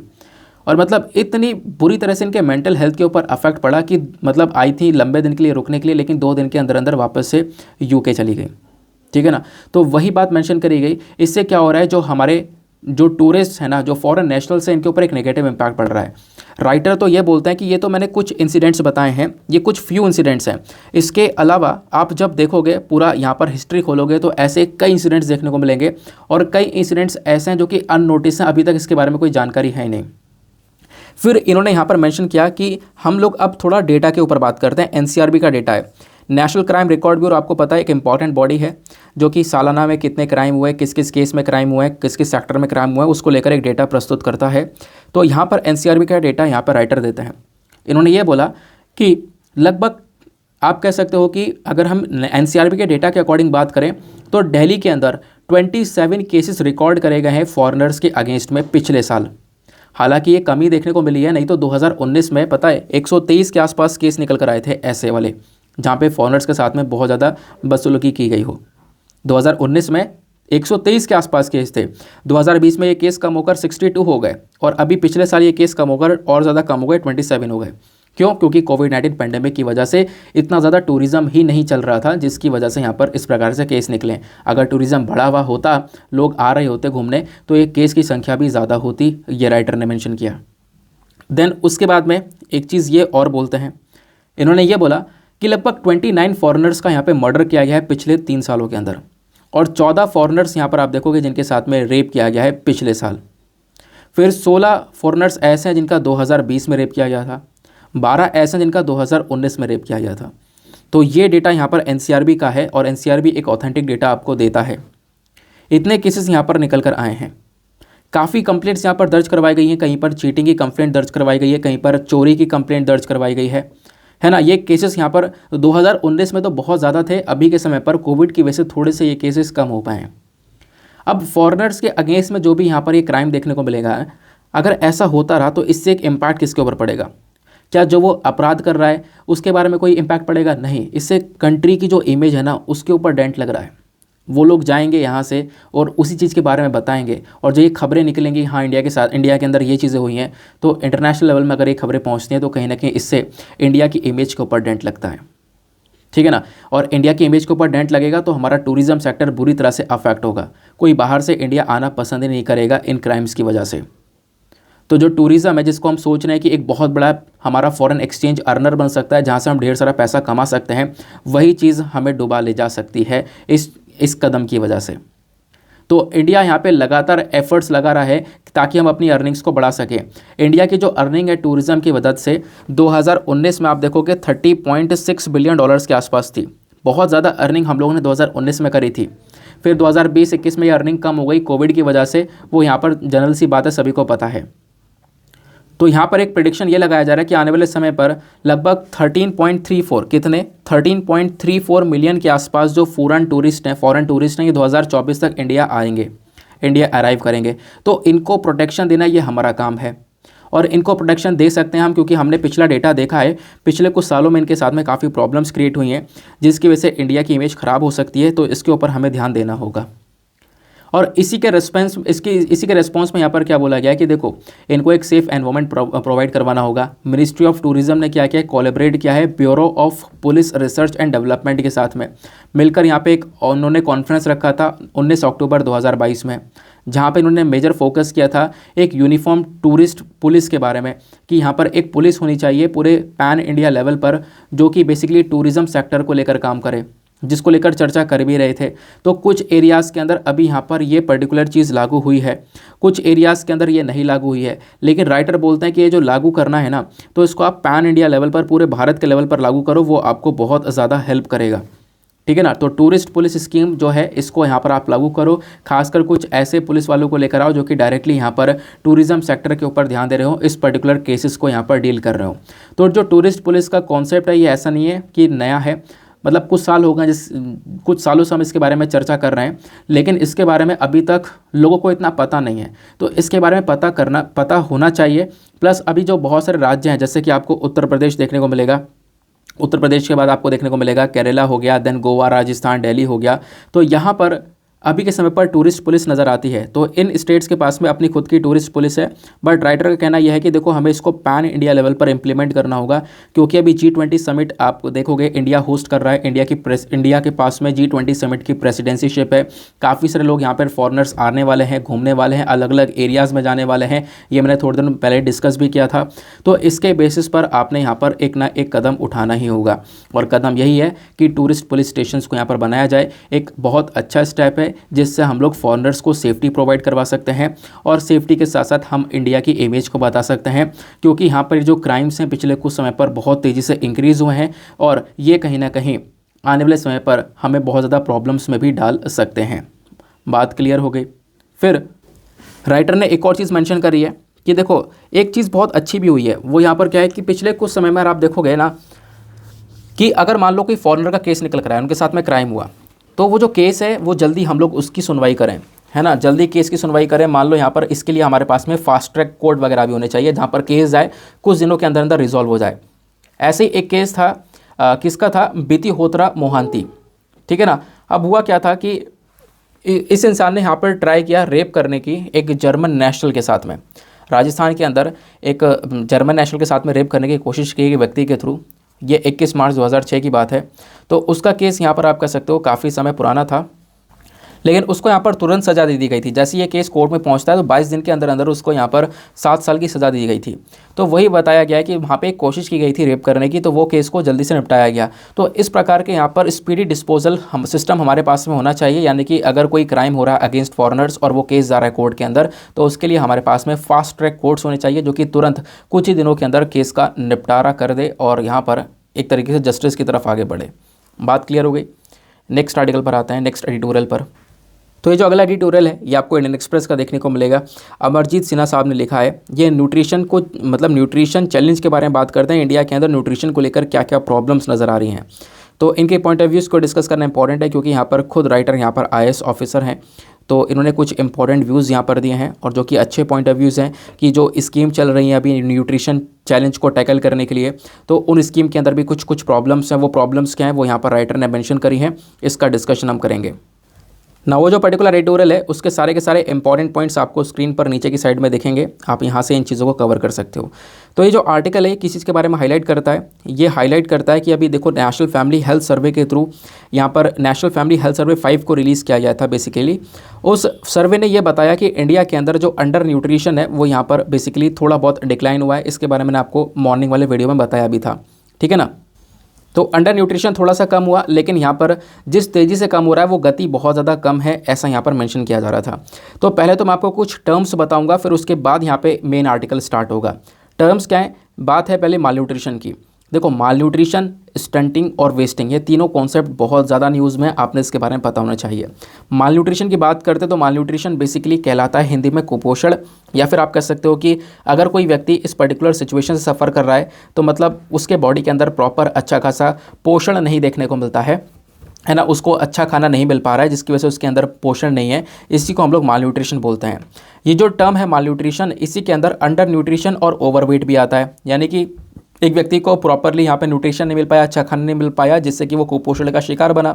दूसरा ओवरवेट होता है कि यहाँ पर क्या होता है ना, जिसकी वजह से ओबेसिटी यानी मोटापा वगैरह भी देखने को मिल जाता है। तो दोनों ही कंडीशन देखने को मिलती है, एक अंडर न्यूट्रिशन, एक होता है ओवर न्यूट्रिशन, जहाँ पे न्यूट्रिशन ज़्यादा होने के बाद में ओवरवेट देखने को मिल जाता है वो व्यक्ति। अब बात आती है अंडर न्यूट्रिशन की, तो अंडर न्यूट्रिशन में आप देखोगे एक आता है स्टंटिंग। स्टंटिंग में क्या होता है कि जब भी कोई स्टंटिंग से सफ़र कर रहा होता है तो इसका मतलब है कि उसकी एज के हिसाब से, उसकी उम्र के हिसाब से उसकी हाइट जो है वो काफ़ी कम होती है। फिर आता है एक वेस्टिंग। वेस्टिंग के मतलब होता है कि उस व्यक्ति के हाइट के हिसाब से उसका जो वेट है वो बहुत कम है, मतलब हाइट ज़्यादा लेकिन वो बिल्कुल पतला दुबला सा है। फिर आता है एक अंडरवेट। अंडरवेट मतलब उसका जो वेट है ना वो बहुत ज़्यादा कम है उसकी उम्र के हिसाब से, वो कहलाता है अंडरवेट। फिर आता है ओवरवेट। ओवरवेट मतलब उसकी उम्र के हिसाब से जो उसका वजन है वो बहुत ज़्यादा है। तो ये आपको अंडर न्यूट्रिशन की कैटेगरीज के अंदर देखने को मिलता है। अंडर न्यूट्रिशन में स्टंटिंग आता है, वेस्टिंग आता है और अंडरवेट आता है। ये तीनों चीज़ें यहाँ पर अंडर न्यूट्रिशन में आती हैं। फिर इनके अलावा आता है micro nutrient deficiencies. Micro nutrient deficiency क्या होती है, यानी कि देखो हम लोग क्या करते हैं ना, बहुत सारा खाना खाते हैं, उसमें हम लोग बेसिकली जो भी हमारा प्रोटीन होता है, कार्ब होता है और साथ ही साथ में फैट्स होता है, इसको हम लोग खा लेते हैं। ये हमारा मैक्रो न्यूट्रिएंट्स होते हैं। जैसे दाल चावल रोटी खा ली गई, इसमें आपको प्रोटीन, कार्ब्स, ये सारी चीज़ें मिल गई। लेकिन होता क्या, माइक्रो न्यूट्रिएंट्स हमेशा से ही रह जाते हैं। माइक्रो न्यूट्रिएंट्स का मतलब है जो हमारे मल्टीविटामिन्स हो गए है ना, इंपॉर्टेंट विटामिन्स और मिनरल्स जो होते हैं ना, वो कहलाता है माइक्रो न्यूट्रिएंट्स। तो इनकी जो कमी होती है इसी को हम लोग माइक्रो न्यूट्रिएंट डेफिशिएंसी कहते हैं, और ये कमी अक्सर सभी लोगों के अंदर देखने को मिल जाती है। ठीक है ना, ये बात क्लियर हो गई। अब उसके बाद यहाँ पे बताया गया कि ये जो डाइट रिलेटेड प्रॉब्लम्स हैं, यानी कि ये जो डाइट है ना, इससे संबंधित काफ़ी सारे चैलेंजेस, काफ़ी सारी प्रॉब्लम्स देखने को मिलती हैं, जैसे कि हार्ट डिजीज़ हो गया, स्ट्रोक हो गया, डायबिटीज़, कैंसर जैसी प्रॉब्लम्स यहाँ पर निकल कर आती हैं। अब इंडिया के अंदर माल न्यूट्रिशन की क्या सिचुएशन है, इसको थोड़ा सा डिस्कस करते हैं। देखो भारत के अंदर जो माल न्यूट्रिशन है ना, इसके बहुत सारे डायमेंशंस हैं। जैसे एक देखने को मिलता है कैलोरीफिक डेफिशिएंसी, यानी कि जब एक व्यक्ति, देखो उसकी रिक्वायरमेंट, सपोज एक व्यक्ति है जो कि खाना खा रहा है, उसके रोजाना के हिसाब से रिक्वायरमेंट है कि उसको 2000 कैलोरीज लेनी है, लेकिन वो 2000 कैलोरीज ले नहीं पाता, 2000 की बजाय उसकी 1200 कैलोरीज हो रही हैं, 800 कैलोरीज हो रही हैं, तो मतलब वो कैलोरिक डेफिशिएंसी में चल रहा है। एक होता है प्रोटीन हंगर, यानी उस बॉडी के अंदर प्रोटीन जा नहीं रहा है, और आज के समय पर ऐसा होता है कि हम लोग प्रोटीन लेते नहीं हैं, प्रोटीन की काफ़ी बड़ी कमी देखने को मिल जाती है। फिर आता है माइक्रोन्यूट्रिएंट डेफिशिएंसी, इसको मैंने अभी डिस्कस किया, जब मल्टीविटामिन और जो भी हमारे इंपॉर्टेंट न्यूट्रिएंट्स होते हैं उसकी जो कमी हो जाती है वो कहलाती है माइक्रोन्यूट्रिएंट डेफिशिएंसी। तो भारत के अंदर जो माल न्यूट्रिशन है वो अलग अलग प्रकार के हैं, मैंने आपको इसके बारे में अभी बताया। अब डेटा के अकॉर्डिंग बात करें, जो चाइल्ड माल न्यूट्रिशन है, बच्चों के अंदर जो ये कुपोषण देखने को मिल रहा है ना, इसमें 35.7% के आसपास बच्चे स्टंटेड हैं। स्टंटिंग मैंने आपको बताया स्टंटिंग क्या होता है। और 67.1% के आसपास बच्चे एनीमिक हैं। एनीमिक मतलब यहाँ पे है वो एनीमिया से सफ़र कर रहे हैं। एनीमिया वाली कंडीशन क्या है कि जब बॉडी के अंदर आयरन की कमी हो जाती है, जिसकी वजह से जो ब्लड वगैरह वो काफ़ी कम हो जाता है, तो वो बेसिकली यहाँ पर एनीमिया कहलाता है, जिसके चक्कर में 5 साल से कम उम्र के अंदर अंदर काफ़ी सारे बच्चों की मृत्यु भी हो जा रही है। फिर राइटर मेंशन करते हैं कि देखो इन सब चक्करों में होता क्या है कि भारत की जो इंडेक्स के अंदर रैंकिंग है, जो ग्लोबल हंगर इंडेक्स आता है ना, एक पॉपुलर इंडेक्स माना जाता है, तो ग्लोबल हंगर इंडेक्स 2022 को देखोगे तो इंडिया की रैंकिंग उसमें से 123 में से 107 दे दी गई है। पिछले साल के कंपैरिजन में भी यहाँ पर रैंकिंग कम कर दी गई, पिछले साल 101 थी, अब यहाँ पर 107 कर दी गई। तो ये चीज़ें भी यहाँ पर देखने को मिल रही हैं कि अब की बार इन्हीं सब चीज़ों की वजह से हमारी जो रैंकिंग है वो भी काफ़ी ज़्यादा डाउन हो गई है। बात क्लियर हो गई। फिर यहाँ पे देखो इंडिया के अंदर जो भी माल न्यूट्रिशन देखने को मिल रहा है, जो भी कुपोषण हो रहा है ना, इसके पीछे के मेजर कॉजेज़ क्या है वो यहाँ पर राइटर ने मेंशन किए हैं। मेजर कॉजेज़ में पहली चीज़ है गरीबी। गरीबी ने बुरा हाल कर रखा है। कहीं कहीं पर गरीबी बहुत ही ज़्यादा बुरे लेवल पर है, जहाँ पर इंसान को प्रॉपरली 2 वक्त का खाना भी नहीं मिल पा रहा है। तो अब खाना नहीं मिल पा रहा है तो बॉडी के अंदर आप कह सकते हो कोई न्यूट्रिशन जाएगा नहीं। अब बॉडी के अंदर न्यूट्रिशन नहीं गया तो उनसे उनकी वर्क कैपेसिटी नहीं बनेगी, कोई काम कर नहीं पाएंगे, काम नहीं कर पाएंगे तो यहाँ पर इतनी अर्निंग हो नहीं पाएगी। तो वही घुमा फिरा के चीज़ें आपको यहाँ पर ये पूरा का पूरा एक साइकिल देखने को मिलता है पॉवर्टी का, जो कि कहीं ना कहीं लोगों को बहुत ज़्यादा प्रॉब्लम में डाल रहा है। दूसरा यहाँ पर आपको कारण देखने को मिलता है वो है, सॉरी कारण बोल रहा हूँ, दूसरा यहाँ पे आप देखोगे कि सरकार ने क्या किया, माल न्यूट्रिशन को सपोर्ट करने के लिए, मतलब माल न्यूट्रिशन को ख़त्म करने के लिए बेसिकली बहुत सारी स्कीम्स को चलाई। लेकिन वो जो स्कीम्स चली है ना, उनका कोई इतना बड़ा रिस्पॉन्स देखने को मिला नहीं। क्यों नहीं देखने को मिला वो भी समझाऊंगा, लेकिन पहले कौन कौन सी स्कीम्स चलाई हैं उसके बारे में समझते हैं। Integrated child development service scheme को यहाँ पर स्टार्ट किया गया। इस स्कीम को लॉन्च किया गया था 1975 में। इसका मकसद था कि हम लोग क्या कर सकें, जो फूड है, प्री स्कूल है, एजुकेशन, प्राइमरी हेल्थ केयर, ये सारी चीज़ें यहाँ पर बच्चों को दी जा सके जिनकी उम्र 6 साल से कम है। उनकी मदर्स को यहाँ पर ये सारा सपोर्ट प्रोवाइड करवाया जा सके, हेल्थ चेकअप का सपोर्ट प्रोवाइड करवाया जा सके, वो चीज़ें यहाँ पर इसमें बोला गया था। फिर आपको मिड डे मील स्कीम देखने को मिलेगा। मिड डे मील स्कीम का मकसद है जो बच्चों का न्यूट्रिशन लेवल है, जो खासकर स्कूल जाने वाले बच्चे हैं, उनको यहाँ पर स्कूल के अंदर कुछ प्रॉपरली खाना प्रोवाइड करवाना, जिससे उनका न्यूट्रिशन लेवल भी अच्छा होगा, प्लस यहाँ पर बच्चों का अटेंडेंस भी स्कूल के अंदर बढ़िया होगा। फिर उसके बाद में एक कदम उठाया गया नेशनल फूड सिक्योरिटी एक्ट। ये 2013 का एक्ट है, जहाँ पर मकसद है कि हम लोग सस्ते दाम में जो अनाज है वो लोगों तक पहुँचा पाएँ। फिर एनीमिया मुक्त भारत अभियान इनिशिएटिव लाया गया, इसको 2018 में लॉन्च किया गया था।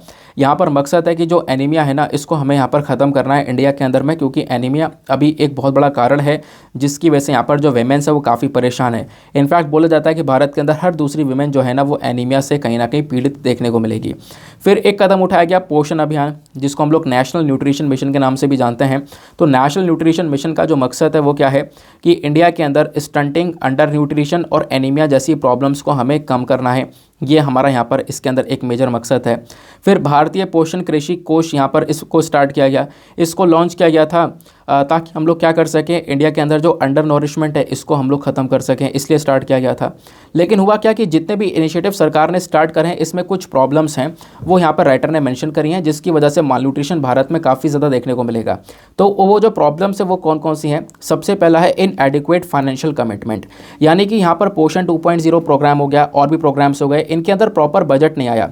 यहाँ पर जो भी पैसा दिया जा रहा है, देखो ये स्कीम कब चल पाएंगी, कोई भी स्कीम, कोई भी प्रोजेक्ट तभी चल पाता है जब वहाँ पर प्रॉपर फंडिंग आती है।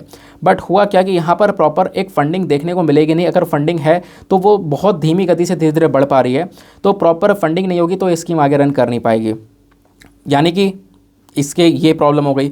दूसरा अंडर यूटिलाइजेशन ऑफ फंड्स, यानी कि जो ज़्यादा पैसा आ रहा है ना उसका प्रॉपरली यूटिलाइजेशन हो ही नहीं पा रहा है, प्रॉपरली यहाँ पर आप कह सकते हो उसका इस्तेमाल नहीं हो पा रहा है। फिर और भी आप देखोगे कुछ इनिशिएटिव है जहाँ पर हमारा जो लोकल लेवल होता है उनका रोल है ही नहीं, जैसे कि ICDS यानी integrated child development service scheme की जब हम लोग बात करते हैं ना, तो यहाँ पर जो लोकल गवर्नमेंट का रोल होना चाहिए, जो पंचायत का रोल होना चाहिए, वो पंचायत का रोल यहाँ पर देखने को मिलेगा ही नहीं। तो पंचायत का रोल यहाँ पर बहुत ज़्यादा इंपॉर्टेंट है, वो बात यहाँ पर बताई गई, लेकिन वो नहीं देखने को मिलेगा। तो लोकल गवर्नमेंट का रोल आपको बढ़ाना पड़ेगा। अब राइटर बोलते हैं कि हमें क्या क्या कदम उठाने चाहिए न्यूट्रिशन चैलेंज को एड्रेस करने के लिए, क्या क्या कदम होने चाहिए ताकि हम लोग न्यूट्रिशन चैलेंज को ठीक कर सकें। पहला तो ये जो ICDS स्कीम है इसको रिवैम्प करना होगा, यानी कि जो पर्टिकुलर स्कीम देखने को मिल रही है ना इसके अंदर कुछ चेंजेस करने होंगे और इसके ऊपर थोड़ा ज़्यादा फोकस करना होगा। और ख़ासकर हमें यहाँ पर health, education, water, sanitation, food security, इन सब चीज़ों के ऊपर फोकस करना होगा। फिर दूसरी मेंशन की जाती है यहाँ पे हमें एक कलेक्टिव अप्रोच चाहिए। ऐसा नहीं है केवल केंद्र सरकार अकेले इस सारे काम को कर पाएगी, इसके लिए ग्राम पंचायत, ग्राम सभा, वेमेंस कलेक्शन, वेमेंस कलेक्टिव्स, इन सबको साथ में लेकर आना होगा। क्योंकि आप लोकल गवर्नमेंट को साथ में नहीं लेकर आओगे तो लोकल गवर्नमेंट के लेवल पर, यहाँ पर लोकल लेवल पर हम कोई भी डेवलपमेंट नहीं कर पाएंगे। तो लोकल गवर्नमेंट को यहाँ पर इस पर्टिकुलर चीज़ के रिगार्डिंग जो पावर्स है वो प्रोवाइड करवानी होंगी। फिर आता है न्यूट्रिशनल अवेयरनेस, यानी कि जो अंडर न्यूट्रिशन देखने को मिलता है ना इसके अंदर एक आप कह सकते हो कि ज़रूरत है कि हम लोग एक चेंज कर सकें, एक चेंज की हमें आवश्यकता है। हम लोग कुछ नेचुरल फूड की तरफ काम करें। आज के समय पर जो जंक फूड वगैरह खाया जा रहा है ना इसके जगह नेचुरल फूड का यहाँ पर ज़्यादा प्रमोट किया जाए, इसके फेवर में ज़्यादा बात की जाए, ब्रेस्ट फीडिंग के ऊपर यहाँ पर ज़्यादा मतलब आप कह सकते हो फोकस किया जाए। फिर उसके बाद में ये मैं आपको ऑलरेडी बता चुका हूँ कि जो ग्रास रूट लेवल है, जो हमारे लोकल गवर्नमेंट है, उनको यहाँ पर आप कह सकते हो कि साथ में इंक्लूड करना पड़ेगा, तभी हम कर पाएंगे।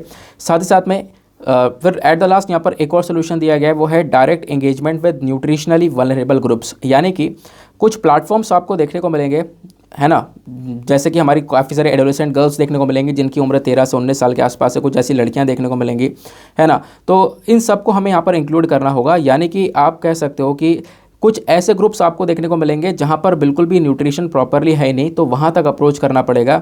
हर एक गांव के अंदर हम लोग को यहाँ पे पहुँचना पड़ेगा, तब जाके हम लोग इस माल न्यूट्रिशन, इस कुपोषण से लड़ पाएंगे। बात क्लियर हो गई? तो वो चीज़ यहाँ पर इस पर्टिकुलर एडिटोरियल में देखने को मिल जाती है। तो ये दो इंपॉर्टेंट एडिटोरियल्स थे हमारे आज के। उसके बाद यहाँ पर कुछ और छोटे छोटे आर्टिकल्स हैं, फटाफट उनको भी देख लेते हैं। वन लाइनर आर्टिकल हैं, ज़्यादा कुछ है नहीं। जैसे यहाँ पर यह है, केंद्र सरकार ने अभी यहाँ पर गूगल से बोला है कि देखो जो भैया ऑनलाइन बैटिंग एड्स हैं इनको पब्लिश करना बंद कर दो, क्योंकि कुछ ऐसे एड्स देखने को मिले, एडवर्टीजमेंट देखने को मिल रहे हैं जो कि ऑनलाइन सट्टेबाजी के चल रहे हैं। उसमें यहाँ पर कुछ शर्तें वगैरह लगाई जा रही है जिसमें पैसा बहुत सारा लोग लगा देते हैं, तो इसको यहाँ पर बेसिकली बैन करने की बातचीत की गई है, ठीक है ना। मतलब इस गूगल से बोला कि आप ऐसे एड्स को ना दिखाओ। तो ये कुछ इस प्रकार से वन लाइनर वाले थोड़े से आर्टिकल भी आपको देखने को मिल जाते हैं। काम के ज़्यादा है नहीं आर्टिकल। ये वाला केस आने वाले समय पर न्यूज़ में आने वाला है, तो इसको हम लोग तभी डिस्कस करेंगे। मैंने वैसे इसके बारे में पहले भी पढ़ा रखा है। जो दलित्स हैं ना, आपको पता होगा काफ़ी सारे दलित्स हैं जो कि कन्वर्टेड हैं। कन्वर्टेड मतलब जो कि क्रिश्चियन में कन्वर्ट हो चुके हैं या मुस्लिम से कन्वर्ट हो चुके हैं। तो उन दलित्स को भी लेकर मांग की जा रही है कि उनको भी यहाँ पर शेड्यूल कास्ट का स्टेटस दिया जाए। शेड्यूल कास्ट का स्टेटस यहाँ पर दिया जाए, शेड्यूल कास्ट को लेकर जो भी फैसिलिटीज़ उनको मिल रही है वो इनको प्रोवाइड करवाया जाए। सरकार से यहाँ पर सुप्रीम कोर्ट ने राय मांगी, क्या करना चाहिए ऐसा। सुप्रीम कोर्ट से सरकार ने बोला है कि नहीं, ऐसा बिल्कुल नहीं होना चाहिए, क्योंकि जो शेड्यूल कास्ट है ना, ये बेसिकली लाया गया था दलित हिंदूज़ के लिए, है ना, कुछ ऐसे लोगों के लिए जो कि यहाँ पे कहीं ना कहीं अनटचेबिलिटी जैसी प्रॉब्लम को फेस कर रहे थे। और वो अनटचेबिलिटी जैसी प्रॉब्लम जो है ना, हिंदूज़ और सिख्स के अंदर ज़्यादातर देखने को मिल रही करती थी। तो इन्हों को यहाँ पे हमने कवर किया है, और इसी चक्कर में हम लोगों ने क्रिश्चियन और बाकी सारे लोगों को हमने कवर नहीं किया है। तो ये जो दलित मुस्लिम्स हैं, अगर यहाँ पर इनको शेड्यूल कास्ट का बेसिकली स्टेटस चाहिए तो इनको हिंदू रिलीजियस सिस्टम के अंदर ही रहना था। अगर यहाँ पर कन्वर्टेड हो चुके हैं तो बेसिकली यहाँ पर आप कह सकते हो, ये जो कन्वर्टेड होंगे ना, ये कहीं ना कहीं इस रिजर्वेशन के लिए क्लेम नहीं कर सकते, ऐसा यहाँ पर सरकार का एक स्टेटमेंट देखने को मिलेगा। इसके ऊपर सुप्रीम कोर्ट आने वाले समय पर एक और सुनवाई करेगा, तो ये आर्टिकल वापस से न्यूज़ में आएगा, डेफिनेटली हम डिटेल से डिस्कस करेंगे, ठीक है ना।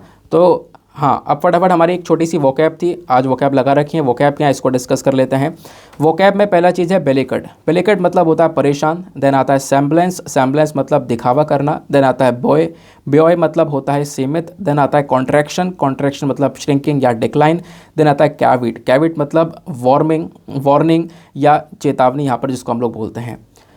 तो आज सोच रहे होंगे यार सर आपने आज रैपिड फायर डिस्कशन नहीं किया है प्रीलिम्स का। देखो यार, मैं लेकर आया हुआ हूँ, ऐसा नहीं कि मैं लेकर नहीं आया हूँ कि आप लोग सोचो कि सर लेकर नहीं आए हो और एक दिन शुरू किया दोबारा नहीं किया। देखो ये मैं लगभग 5-6 आर्टिकल्स लेकर आया हुआ हूँ, और यहाँ पर आप लोग क्वेश्चन देख पाओगे। लेकिन ऑलरेडी यार टाइम जो है ना वो बहुत ज़्यादा हो चुका है, बहुत ज़्यादा समय हो चुका है, और वीडियो जो है अपलोड करना है 8-20 तो ऑलरेडी हो चुका है। तो आपको पता ही है वीडियो यार क्यों लेट हो जाता है ना, मतलब न्यूज़पेपर थोड़ा लेट पब्लिश होता है, इस चक्कर में वीडियो भी लेट हो जाता है, वरना फिर वो कोई परेशानी है नहीं। कोई बात नहीं, जो मैंने मतलब क्वेश्चन रोज़ाना इकट्ठे कर रहा हूँ, जो न्यूज़ है ना वो आपकी कवर हो रही है।